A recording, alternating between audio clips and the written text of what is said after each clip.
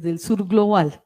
Imagínate todos esos años que han pasado, pero ya había la intuición de que era desde el sur que podíamos pensar de otra forma la economía. Bueno, quisiera comenzar, pues claro, agradeciendo a cada persona que ha venido, cada uno. Sabemos que aunque es muy interesante y muy importante, pues para muchos un viernes a las 5 de la tarde, pues hay otros planes, especialmente en Cali, ¿no? Bueno, aquí.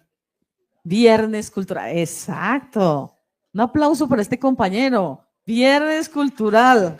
Es el viernes para pensar la economía para la vida, las economías para la vida. Quisiera empezar un poco y la... ¿Cómo? Ah, sí. Apenas terminemos acá, nos vamos para el bulevar a bailar. Prometido. Cumpleaños de Cali, doble bailada entonces. Quiero también reconocer la presencia aquí de nuestra compañera. Tiene su jata puesta porque van para la embajada de Palestina en Colombia.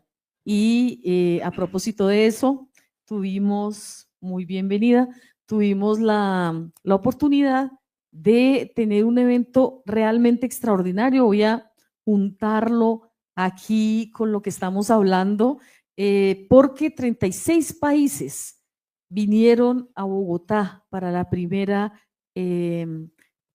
reunión o cumbre. Le pusieron este nombre de Cumbre de la Haya, un grupo de trabajo liderado por Sudáfrica y liderado por Colombia. Y en esto tenemos que reconocer el liderazgo que ha tenido el presidente Petro, poniendo un énfasis en hacer inaceptable el genocidio del pueblo palestino. Yo traje también mi jata y estamos totalmente en solidaridad con Palestina. De este ejercicio de trabajo salió una declaración muy importante. No voy a entrar en los aspectos de la declaración porque yo creo que ustedes los tienen, y el presidente ahí el día del cierre de este encuentro sobre Palestina hizo un discurso y resaltó estos dos elementos que nos conectan directamente con las economías para la vida, y es que muchas de las empresas que conducen el genocidio se están lucrando de esta destrucción de la vida en Gaza. A raíz de eso, la relatora de Naciones Unidas para los pueblos, para el pueblo palestino, hizo una declaración o presentó un informe justamente sobre este tema, el vínculo entre el genocidio y el ataque y la destrucción de todo un pueblo, y a la vez especialmente unas 46 empresas que son las que se lucran de esta masacre, digamos, y por tanto, pues, la importancia que entendamos cómo se conecta también una agenda de exterminio y la agenda de acumulación del capital, y cómo está conducido esto actualmente por Estados Unidos y por Israel. Y se hizo la descripción de algunas de estas empresas que han atacado refugios, personas que están tratando de conseguir alimentos, y lo que dijo la relatora es que justamente es un genocidio sustentado en un sistema de ocupación explotadora y en un sistema de lucro.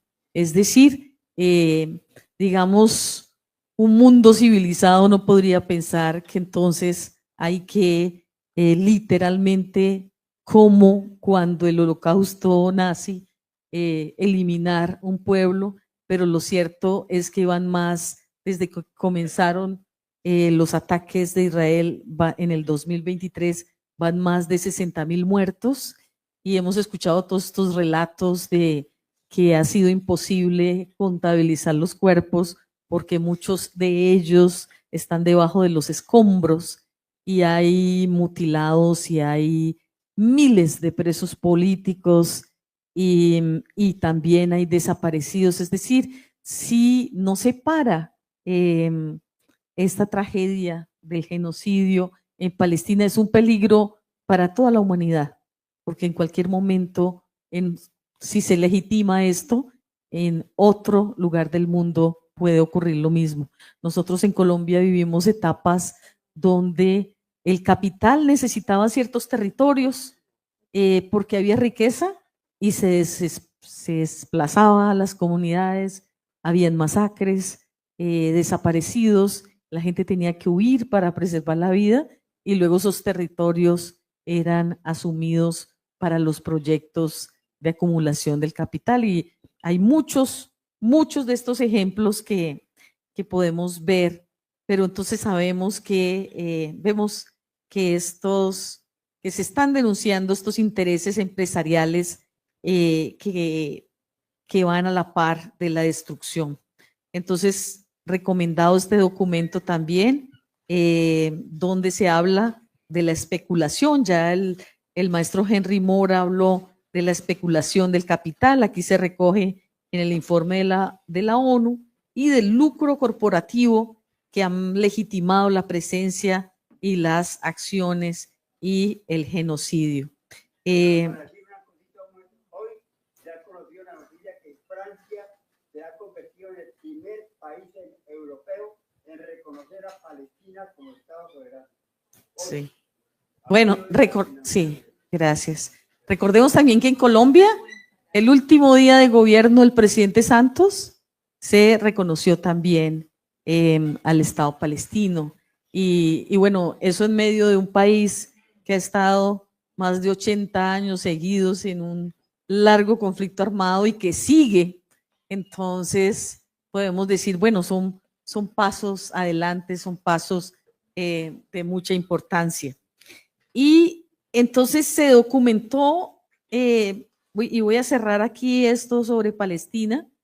Este dato es muy importante. En 21 meses, la bolsa de Tel Aviv ha subido el 213%, acumulando 225.700 millones de dólares en ganancias bursátiles, de los cuales 67.800 millones corresponden solamente al último mes. Rendimientos estos alcanzados mientras el genocidio de Israel devastaba vidas y la tierra, ¿no? Y la naturaleza. Entonces, algunos estudiosos, economistas han dicho el genocidio es muy rentable, por eso es un peligro que quienes acumulan sin límite puedan buscar esa rentabilidad en diferentes lugares del mundo. Y hay otro texto que fue publicado que se llama La economía del genocidio. No voy a entrar, para que no se asusten, no voy a entrar ahorita mismo en eso, pero sí es muy importante porque de esto trata esta obra, de la acumulación del capital. Si hay economías para la vida, hay economías también para la guerra, y aquí lo sabemos muy bien.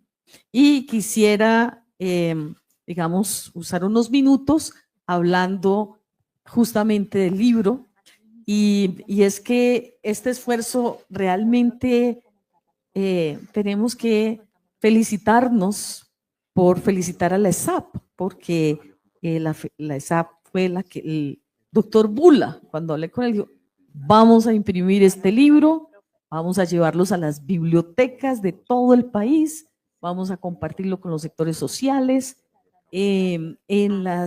inclusive algunas escuelas nos han solicitado, se ha enviado a las universidades, pero sobre todo queremos en círculos como este de personas que son muy sabias y que así básicamente sabemos que varios de ustedes conocen. Aquí está un compañero que lleva años trabajando el tema de economía solidaria, también a veces es economía popular, economía social. Después la compañera Dora nos va a hablar de cómo lo han hecho en la acción, en la práctica, estas economías para la vida. Entonces, pero aquí tenemos también economías de guerra y economías de muerte. Entonces, a medida que se estudia el libro, es muy claro que avanzan muy rápidamente estas economías de muerte. En estas propuestas del buen vivir que se han presentado especialmente en este gobierno, se habla permanentemente de qué significa, se le puso el nombre justamente a la apuesta de este gobierno, el cambio por la vida. Y uno de los principales cambios tiene que ser el de estas economías de muerte para economías para la vida. No es algo imposible, no solo porque este texto académico no solamente ha sido estudiado en toda América Latina, hay versiones en inglés, hasta en chino hay una versión, en francés. Es una obra de estudio que muestra que hay mucha gente interesada en preservar la vida y transformar esa economía. Entonces, una de las cosas más importantes que está recogida en el prólogo que el presidente escribe y es que esta economía del buen vivir se ha expresado en el territorio nacional en temas como el plan, bueno, desde el inicio, el Plan Nacional de Desarrollo refleja que es un plan nacional pensado como para un tiempo más largo. ¿Por qué? Porque la economía que hemos vivido de acumulación y de guerra ha dejado a muchísima gente en condiciones de miseria, de vulnerabilidad, desplazados, y llegar a un gobierno que decía, vamos a cambiar esto, obviamente tenía que comenzar como dice el poeta, ¿no? En el principio era el verbo, en el principio era la palabra, y un verbo es acción. Entonces, lo primero son las palabras. El Plan Nacional de Desarrollo está sembrado, está preñado de un montón de palabras que tienen que hacerse realidad, así pase otro gobierno y otro, hasta que alcancemos realmente qué significa esto de economía para la vida. Aquí también se recoge en el texto el cuidado del ambiente, y sabemos que Cali tuvo digamos, un paso adelante en la COP16. También, aunque no todo haya sido que alcancemos ya un mundo mejor, alcanzamos las palabras para esta transición energética que es fundamental en el país, fundamental, y en el mundo. Y aquí vamos en esos pasos adelante porque no hay un pueblo como este que se haya puesto a pensar y a hablar todos estos días de la COP16 cómo vamos a cuidar y cómo vamos a transformar esta economía en esta transición energética.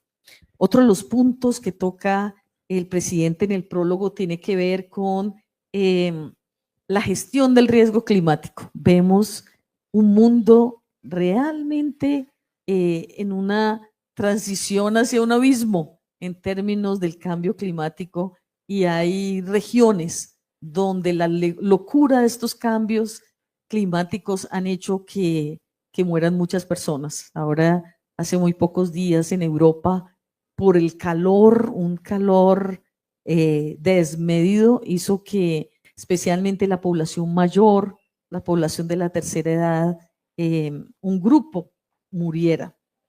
También está en el libro recogido todo esto que ha sido parcialmente, ha tenido un avance que tiene que ver con la política agraria y el protagonismo del campesinado. Por eso más adelantico la compañera Dora va a hablar de esa economía que han impulsado, esa economía de vida del campesinado, que es un rostro enorme, y lo que por años quedó postergado, que fue la reforma agraria, pues ha comenzado a dar unos pasos muy importantes, muy significativos.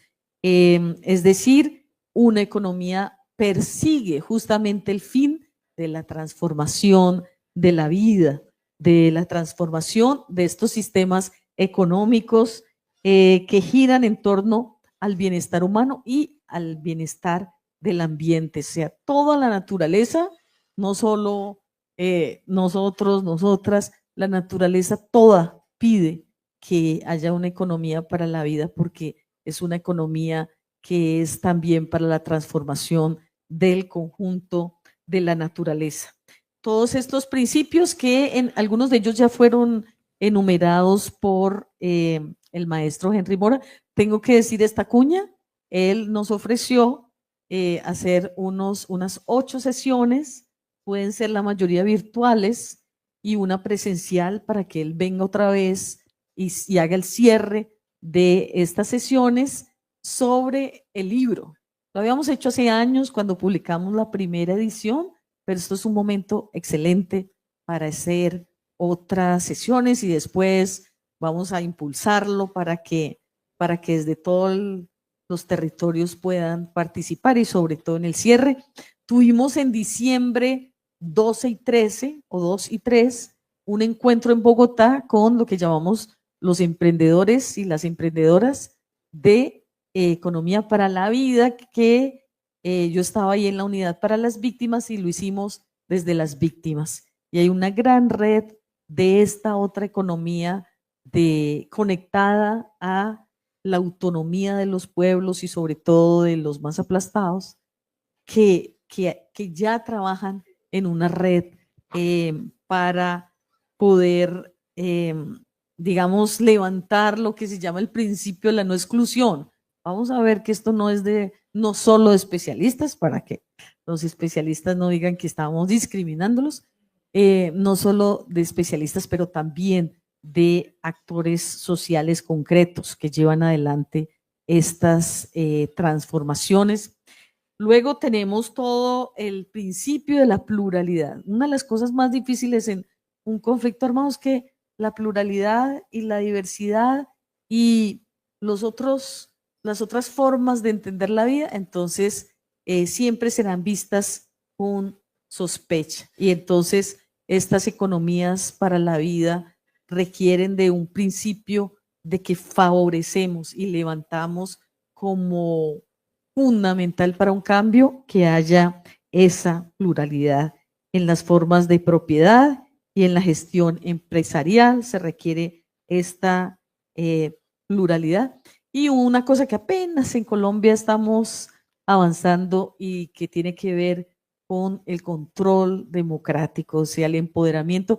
Otros lo expresan diferente, ¿no? La soberanía del pueblo, para que el pueblo pueda hacer también ese control democrático que no se va a beneficiar. O sea, sabemos todas que en el Congreso de la República avanzan también lo que llaman lobby, que es en español es cabildeo, avanzan agendas de defensa de las empresas y del capital. Bueno, tiene que haber un control democrático de los pueblos para que el avance de las economías para la vida sea algo real y que los poderes económicos no ejerzan el dominio que hoy en día ejercen y que entonces los pueblos son muchos sectores a veces son perseguidos solo por plantear propuestas de transformación, propuestas de cambio y todo ese desmonte, como hemos dicho, no es rápido, a veces toma un siglo, a veces toma décadas, pero nosotros como hemos perdido tanto tiempo, estamos de afán y queremos que estos cambios sean más rápidos y que podamos, o sea, que la gente, la generación más joven dice, queremos ya esos cambios, queremos ya esas transformaciones, no podemos gastar otra generación pidiendo agua potable, pidiendo empleo, pidiendo salud de calidad. Entonces, por eso hay una presión entre ese modelo de acumulación que postergó lo social y todo este rostro de la transformación social que dice que lo quiero rápido, lo quiero ahora, lo quiero ya y que debe tener un impacto en lo que vayamos a vivir, digamos, en los próximos años, porque no habría forma de haber avanzado en transformaciones sociales y luego echar para atrás por el juego, digamos, entre comillas, que se expresó que dice que la democracia es un juego de cada 4 años.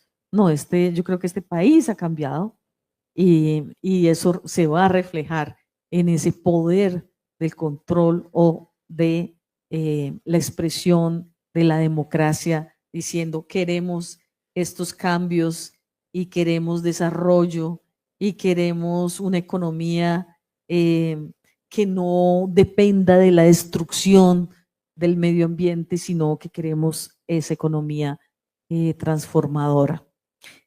Bueno, tenemos otras partes del programa y también tenemos para el cierre, estuvimos ahora 8 días o ahora 15 días. 8.